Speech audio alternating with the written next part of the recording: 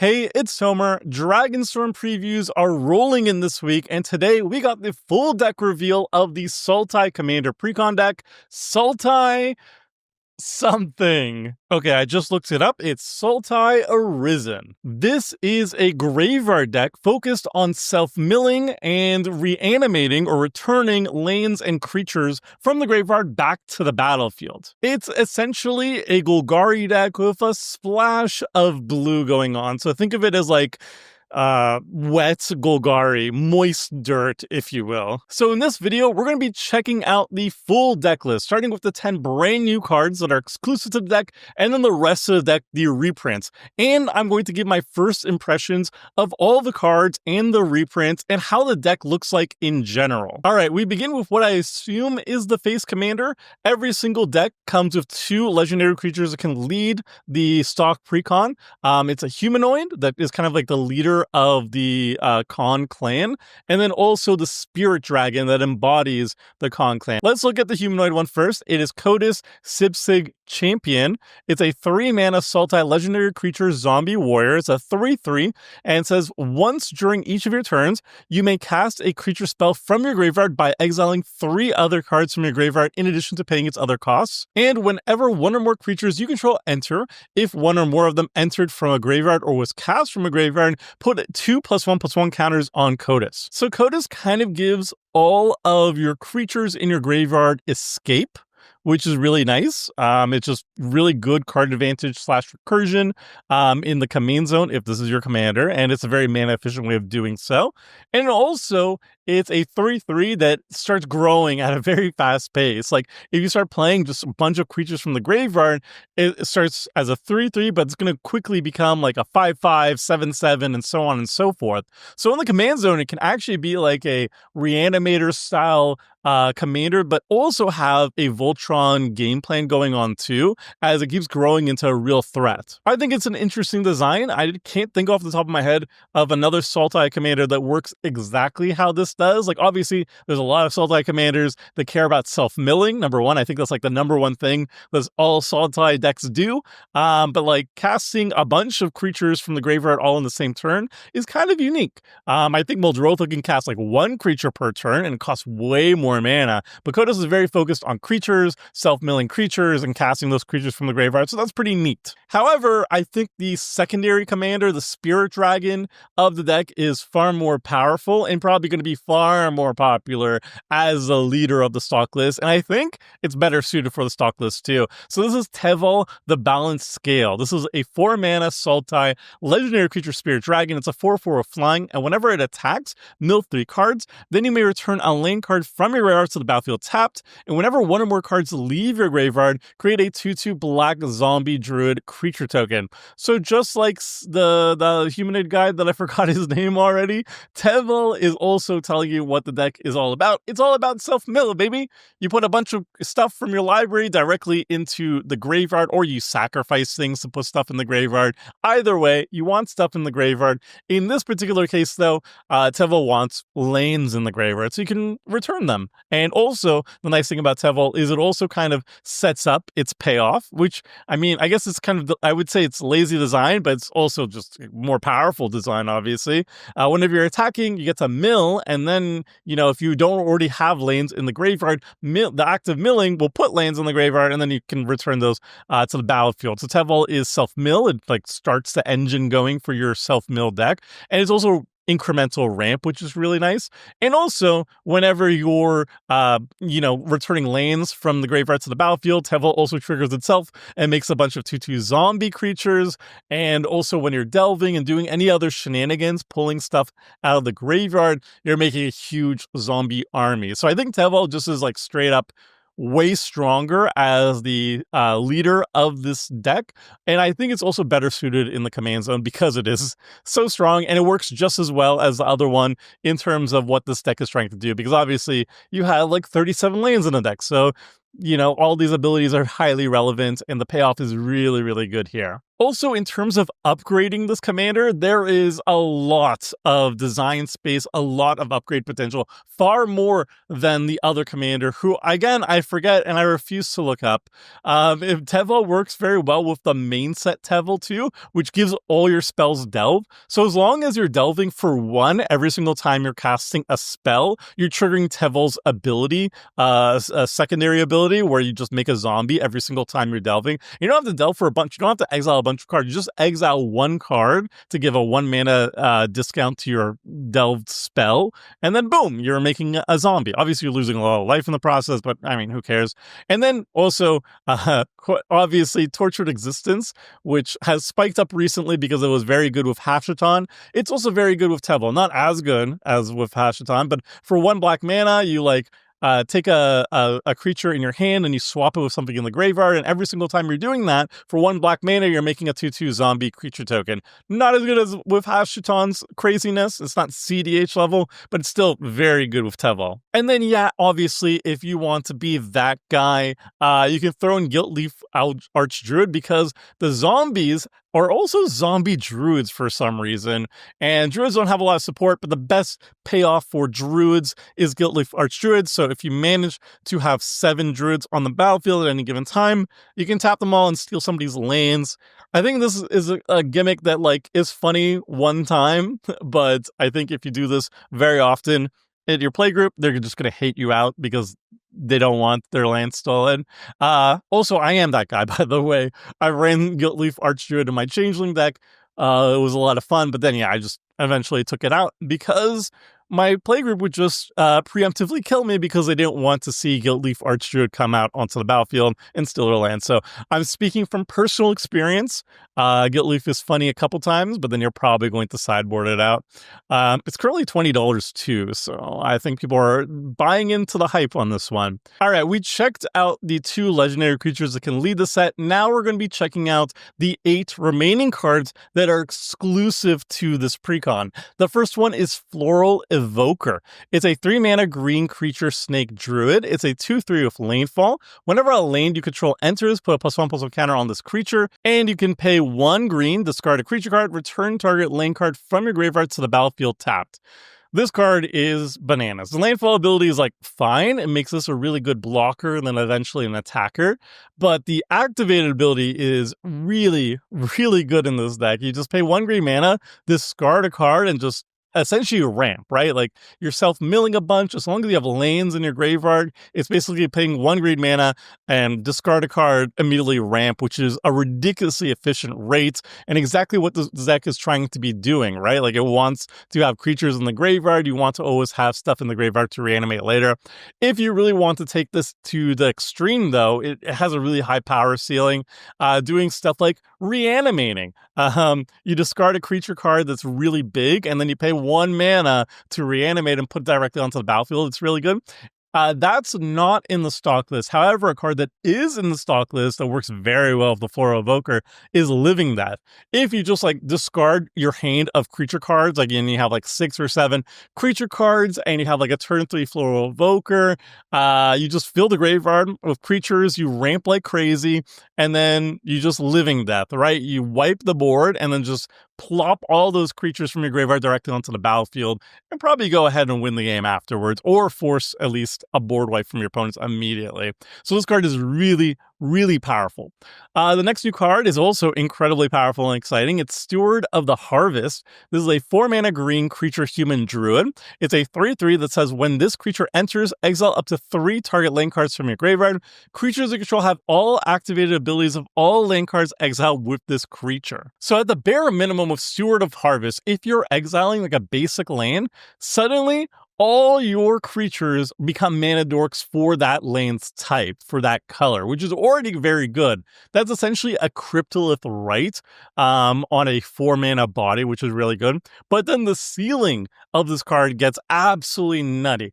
You could turn all of your creatures into a Nykthos Shrine to Nyx. So if you exile Nykthos, suddenly you can have that activated ability and make oodles of mana, or if you're very evil, and I am very evil, so I recommend it, turn all your creatures into strip mine, right? You exile a strip mine, now suddenly all your creatures have that ability where they can tap, sacrifice themselves, and blow up everybody's lands. And this is a reanimator deck. It's a graveyard deck, so then you can just reanimate all your creatures afterwards, and your opponents can't do anything about it because they don't have any more lands anymore. It's hilarious. Obviously, it will get you kicked out of your playgroup, but it's funny at least once, right? All right, we'll move on to the next one, and this is Diviner of Mist. This is a 5-mana blue creature dragon. It's a 4/5 with flying, and whenever this creature attacks, mill 4 cards. You may cast an instant or sorcery spell from your graveyard with mana value 4 or less without paying its mana cost. If that spell would be put into your graveyard, exile it instead. So this card is doing what this deck wants to be doing, which is self-milling. It's focusing on getting back instant sorceries, which is not quite what the deck wants to be doing. Ideally, the deck just wants a full graveyard of creatures and lands, but obviously there are a bunch of good utility spells, instant sorceries also in the mix, and having access to them to cast them for free for additional value is always good too, so that's quite nice. And I think this card just in general is pretty well statted and costed, and its effect is quite good. The one that comes to mind that's kind of similar to it is Backdraft Hellkite. It's another dragon, it's also flying, also it's like a 4-power creature, 5 mana, and when it attacks, it gives an instant sorcery flashback, but then you still actually have to cast the spell. So I think Diviner of the Mist, like, sure, it has a mana restriction, it's only 4 or less, but that's like a pretty large amount of the spells you would have in your deck anyway, and then you get to cast them for free, which is tremendously better, and also it mills, so it puts instant sorceries into your graveyard. So I think Diviner of Mist is a huge upgrade to Backdraft Hellkite. I've never run the Backdraft Hellkite, I think it's a little bit too weak, but Diviner of Mist I definitely am very excited for, especially in like Spellslinger decks, anything that wants to self-mill as well. I think this card is going to be really good. You just need to make sure it has haste, because it's like playing this and passing is not great value for a 5-drop, but if you have very consistent sources of haste, it becomes really, really strong. Next, we've got Welcome of the Dead, and I apologize for the low image quality. The deck literally just got revealed, so we're just snapping low-res versions of the cards for now. But anyway, Welcome the Dead is a 4-mana black sorcery that says, draw 2 cards, then discard a card, and you lose 2 life. You create X tapped 2/2 black zombie druid creature tokens, where X is the number of cards that were put into your graveyard from your hand or library this turn, and has flashback of 5 and a black, so 6 mana total. This card is an amazing zombie and I guess a druid creature token maker. Like, yeah, you're going to be drawing a little bit. It's a little bit of a looting effect and stuff, but the main thing here is that it can poop out a ton of zombies, and flashback is also really relevant too in a self-mill deck. So if you self-mill it, you can always just cast it from the graveyard directly, which is really nice. Yeah, this card is really good, and obviously it's already good in the deck, but if you want to start building around it even further, stuff like Windfall, where you're just like wheeling everybody's hand, including your own, is a great way to, you know, get a bunch more zombie tokens if you follow up with Welcome to the Dead. And then also any of the best self-mill engines, Mesmeric Orb is like the best of the best. It's a lot of money. It's $16, but there's a reason for that. It's like one of the best ways of self-milling. That paired with Welcome to the Dead is just bananas. It's really, really good. The next new card is Will of the Sultai. This is a 5-mana green sorcery that says, choose one. If you control a commander as you cast a spell, you may choose both instead. Target player mills 3 cards. Return all lane cards from your graveyard to the battlefield tapped. And the other mode is put X+1/+1 counters on target creature, where X is the number of lanes you control. It gains trample until end of turn. And in this deck, I think just the first mode alone is already quite good. It's a Splendor Reclamation for 1 extra mana, but you get to mill 3 cards on top of that, so you might nab 1 or 2 extra lanes when you actually return all lands from your graveyard to the battlefield. And then the second mode is a nice finisher in the deck. Like, green decks, especially land decks, have a habit of kind of dirtling a lot. So having any way of just tacking on a finisher in the deck is very welcome, especially on top of value engines is very welcome. Next, we've got Afterlife from the Loam, which is a cute nod to Life of the Loam. It's an 8-mana black spell, so 5 and triple black, sorcery, and it has Delve. And for each player, choose up to 1 target creature card in that player's graveyard. Put those cards onto the battlefield under your control. There's zombies zombies in addition to their other types. So this is a mass reanimation spell that targets one per player, one creature in a graveyard per player. 8 mana is a lot, but it has delve, so you can cast it for as little as 3 mana if you exile 5 cards from your graveyard when casting it, which is, very mana efficient if you have the right setup. So it's very comparable to like Rise of the Dark Realms. Obviously, if you're hard casting Afterlife with no delve, then Rise is much better.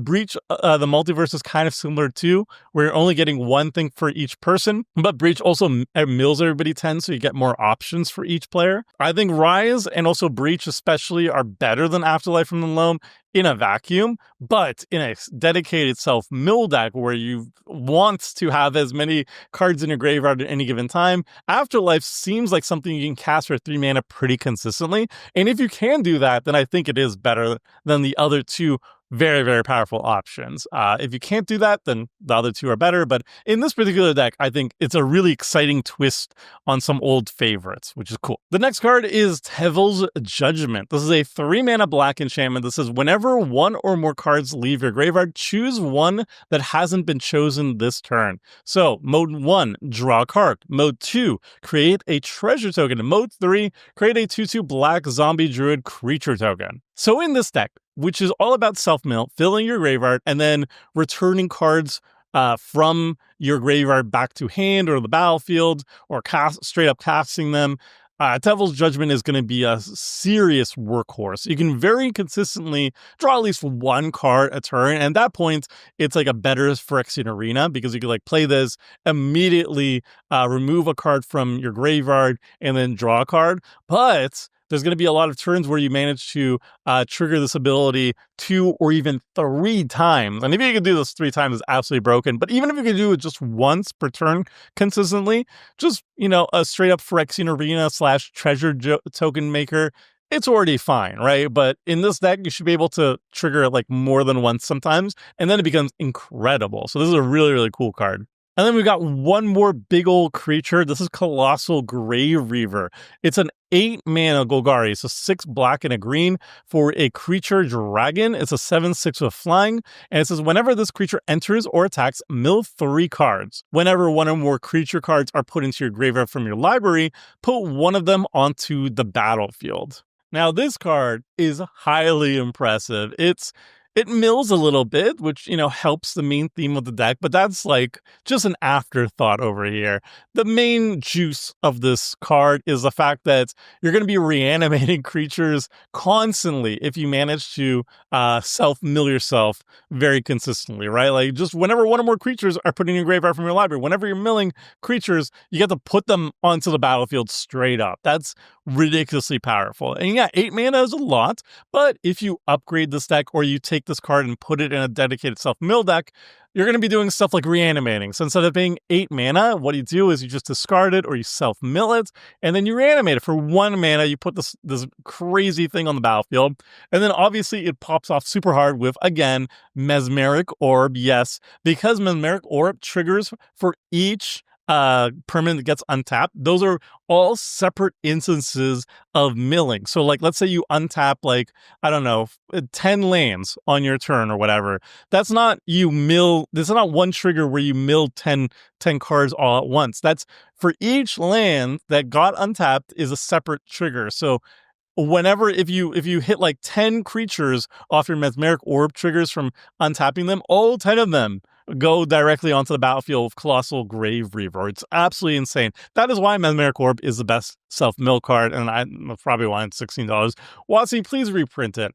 But yeah, Colossal Grave Reaver, really, really powerful card. Probably the strongest card out of the new ones. All right, those were the 10 brand new cards that were exclusive to the deck, and now we're going to be checking out the rest of the deck, the reprints. And as always, I'm going to be starting with the 4 most expensive cards that you're going to be finding in the deck, and then we're going to be checking out the rest of them. Also, keep in mind, these versions of the cards are not going to be the same ones you're going to be seeing in the precon. They're going to have different art, possibly different frames, and definitely they're all going to have different set symbols. They're all going to have the Khans of Tarkir, not Khans of Tarkir, Tarkir Dragonstorm set symbols. That's the one. Overall, the price of this precon is more expensive, significantly so, than the other two precons we saw earlier this week. I believe the current price is $150, which is significantly higher than the Mardu one, which I think was like $125, and then the Just Guy one, which was only $100. There's some quite expensive reprints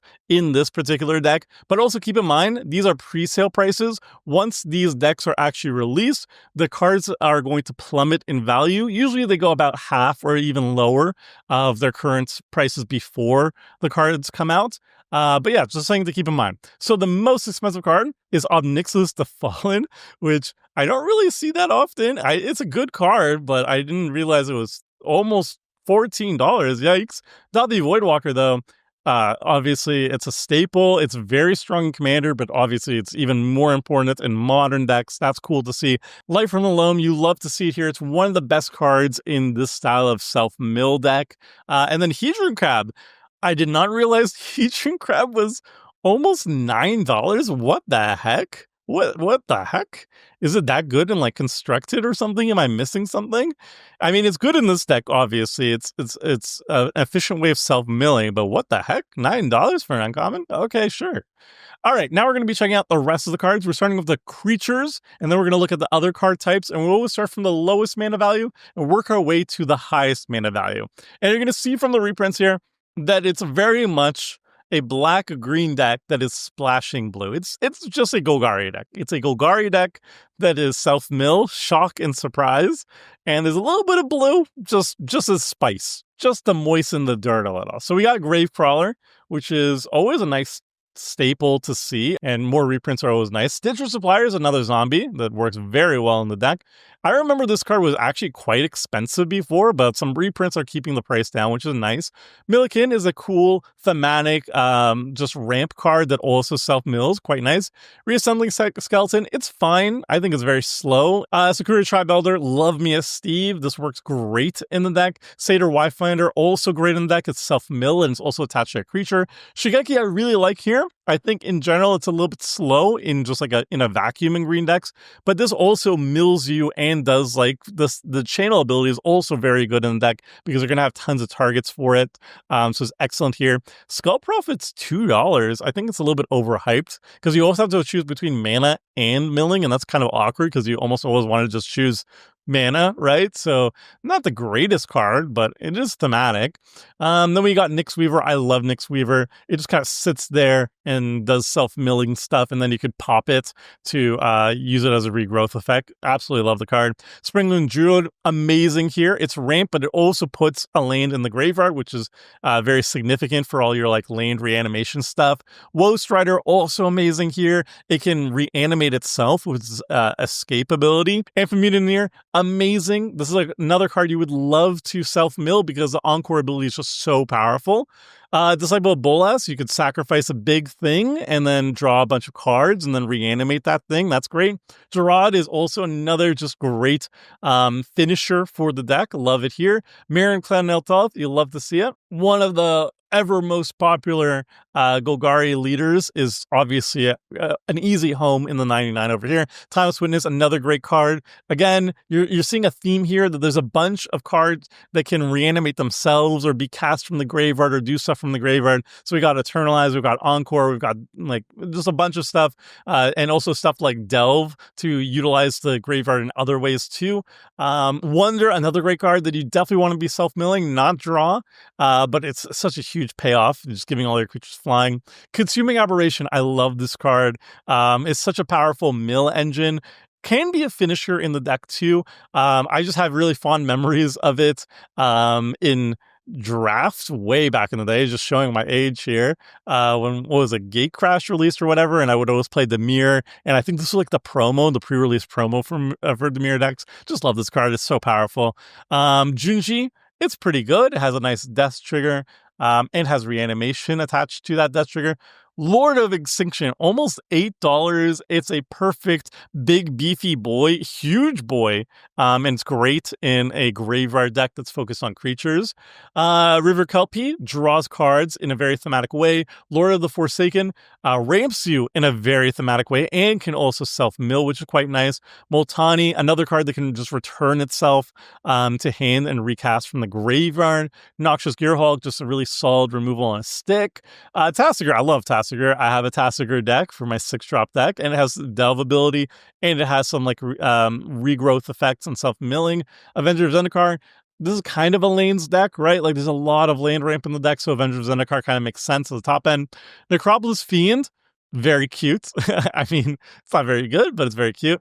Then you got Farseek, Staple, Grapple of the Past, very good in self-mill decks. Grizzly Salvage, not flashy, but just again, very good in self-mill decks. Rampant Growth, good. Terra Sunder, very good. Cultivate, solid. Forbidden Alchemy, I think is a bad card. It gets better in a self-mill deck, obviously, but it's just too expensive. Harrow is good. Putrefy is solid. Victimize, very good. Lethal Scheme, I absolutely love. It's a creative way of letting you discard cards and fill your graveyard while also being removal and also being just really neat, I think. Living Death, an excellent board wipe in this deck because you can fill your graveyard with creatures and then wipe the board and get really ahead. Casualties of War, another great card. Necromantic Selection, I like it. It's kind of expensive these days, a little bit power creep, but I still like it. Treasure Cruise, it's also okay here. It's like you don't want to delve that much for just drawing 3 cards, but it's fine. Then we got Sol Ring, Earth's Mightiest Emblem. You're not getting the Marvel Avengers version, you're getting the regular version, like I said previously. Conduit of Worlds is very good too. Again, this is almost a $6 card. It's an excellent staple in this style of deck where you're just self-milling, so you want to have access to those lands in the graveyard. Phyrexian Reclamation, kind of slow these days, but it's still $5, and it's also very thematic. And Crawling Sensation, thematic, slow, it's fine. Then we get to the lands, and as I've mentioned previously with the other precons, for 3-color decks, which these are all 3-color decks, I highly value lands that mana fix because I want to be able to cast all my spells consistently, right? So that means the 2-color mana fixing lands, I want to see a bunch of them, and I want to see them enter the battlefield untapped. 3-color lands, if they tap for all 3 colors, they can enter the battlefield tapped. That's fine. If they can enter the battlefield untapped, that's way better. And in this particular deck, you want to see lands that can sacrifice themselves easily, mana efficiently. That's the important thing, mana efficiently, because there's so many ways of returning those lands directly back onto the battlefield. So I actually do like Terramorphic Expanse here. I like Evolving Wilds here. I almost never like them in any precon, but in this case, they make a lot of sense, right? Like they fetch, they mana fix for you, and then they put themselves in the graveyard and you can reanimate them later. So Cephalic Colosseum is a very cute way of adding extra like sacrifice synergy to the deck. I like it here. Command Beacon, it's fine. It also sacrifices itself. Command Tower is very good. Contaminated Aquifer, not happy with, do not like. Crypt of Agadim, though, very cool. It's kind of like this self-mill version of Cabal Coffers, which I like a lot. I don't know if there's enough black creatures in particular to make its activated ability good enough, but I like the idea. Then Darkwater Catacombs, it's fine. It's a good filter land. Dreamroot Cascade, very good. Drown Yard Temple, one of the best lanes in a self-mill deck. You could just self-mill it whenever, and then 3 mana, instant speed. You put it directly onto the battlefield as very cute ramp. I like that. Exotic Orchard, I like. Fetid Pools is, I guess, it's fine. You can cycle it too. Foreboding Landscape, very much like. Rot Farm, I'm a fan of. Haunted Mire, not so much. Hinterland Harbor, very big fan of. The Painlands, Checklands, I'm a big fan of. Memorial to Folly, do not like. It obviously very much fits the theme of the deck, which is self-mill, and you're always going to have creatures to get back, and it sacrifices itself. All those are good things, but it's so slow. It enters the battlefield tapped, it doesn't mana fix for you, and then you're essentially paying 4 mana on that turn to return a creature card from your graveyard, because you have to pay 3 mana, and you have to tap that land and sacrifice it in order to get back that creature. Just, it's way too slow. Mirror Landscape is fine. Opulent Palace, good. Second Hall, good. The Temple, not a fan of. I'm also not sure why there's just one temple in this deck, but sure, whatever. Terramorphic Expand, I like here. There was no Evolving Wilds. That's actually kind of weird. Okay, whatever. And then the last land is Woodland Cemetery, another really good check land. And then there's the basics, right? I think there's like 5 for each basic. That's pretty solid overall. All right, so this is the deck. And initial thoughts, it's actually very good. I mean, this is a very well-explored archetype, right? Golgari Self-Mill is an incredibly well explored archetype. There's a lot of support, a lot of cards to work with, so it's kind of impossible to screw it up in terms of building a stock precon out of it. And they didn't. They did a very good job with it. Obviously, there are cards that are weaker than others, and there are some really good cards and there's some bad cards. But I would say, just by at a glance, I would say this deck is stronger than the other 2 deck lists that we saw. And overall, I think there's a lot of really good things to be hyped for. So if you are interested in Wet Golgari, Self-Mill, getting creatures and lands out of your graveyard, making a big army, sacrificing them for value on top of that, and just like grinding out your opponents, I think this deck is very good. I think the one thing that I was a little bit wary of is there's like a single board wipe in the deck, I believe. Living Death is very good, but like surely in a deck that this is this grindy, you probably want to have like 1 or 2 more ways of wiping the board because you're going to win the late game. Maybe a little bit more card draw too. But yeah, overall, I think this deck is really sweet. Very well done. So we've got 2 more decks coming out, I think early next week. There is what I'm blanking on. We got Jeskai, we got Mardu, we got Sultai. So now we need Temur, and what's the last one? Tomer, you know this. You know this. Abzan. Abzan, that's the one. So we got Temur and Abzan as the last ones. I'm very hyped for both of them, especially the Temur deck, honestly, but I think the Abzan leaders are also incredibly exciting, and I usually am not an Abzan player, so that's saying a lot. And then after we go over those, I'm going to do precon upgrades for all of these decks. I've already started on the articles and videos and shorts for them. So those are all coming out next week. So be sure to like and subscribe to never miss these deck reviews and then the precon upgrades that are coming shortly afterwards. And then after that, I'm probably going to have more Dragonstorm content and more Commander content. So like and subscribe anyway, even if you don't like these, like and subscribe anyway. All right, that's it for now. And until next time, friends, see ya.